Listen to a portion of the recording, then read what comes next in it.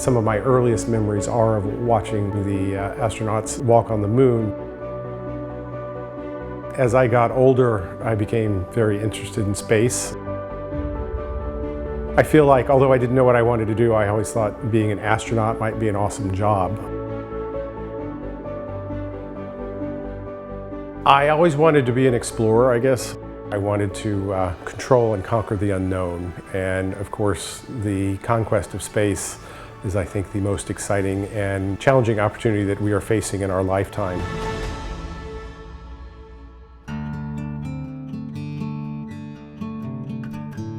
After completion of medical school, I attended the University of Florida emergency medicine residency in Jacksonville.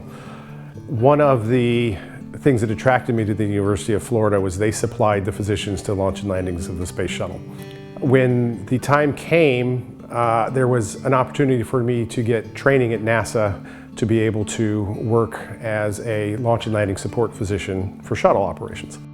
Learned everything from shuttle operations, how the astronauts are brought off, how to cut up a spacesuit, how to extricate an injured astronaut, how to take the astronaut's helmet off without dislodging a C-spine. A lot of excellent training.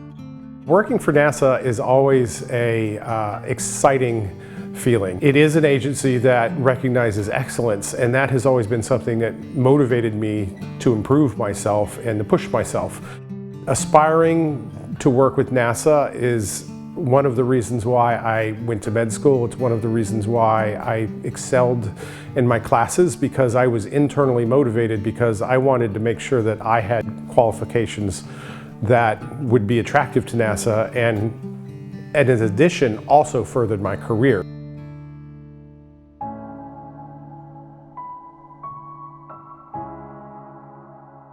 By the period of the early 2000s, I was doing research on emergency medical procedures in space.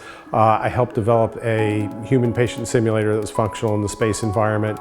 So I formed Orbital Medicine as a venue to do space medicine research and aerospace medicine.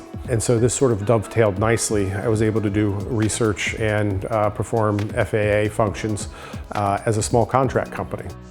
The primary thing that we have been researching and working on with NASA has been a chest drainage that works in zero gravity. Hemothorax is a collapsed lung where you have bleeding. That is very common if you have trauma or injury to the chest. An astronaut on a mission is going to be far away from any definitive health care. And so anytime you have rapid pressure changes, there's a risk of a collapsed lung. So having the capability to retransfuse that blood immediately into the astronaut would be extremely beneficial when you are far away from any definitive care. The ability to treat an astronaut who's extremely injured in this austere environment is going to be critical when we do interplanetary exploration. After we developed the basic concepts of the device, the team developed a version that we felt was good enough that it could be actually tested in spaceflight. We tested it on the Blue Origin New Shepard spacecraft. So the results were that it worked. Couldn't wait to see the video. Video showed that it worked exactly as we thought it would. So that was incredibly exciting. Working for Team Health gives me the opportunity to basically have the kind of exciting research life that I want and still work as a regular emergency room doctor. It's giving me the best of both worlds.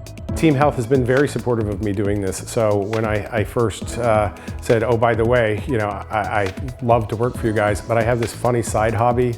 I do research for space. I found them incredibly supportive. So I think it's great to have a company that allows you to have your own personal passions and desires, that they are supportive of that. So that makes it a good place to work.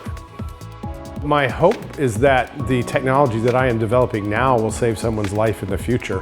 We want to be able to treat people in space to the same level that we're able to treat them on Earth. So my hope is that some future mission could be saved by the development of this technology.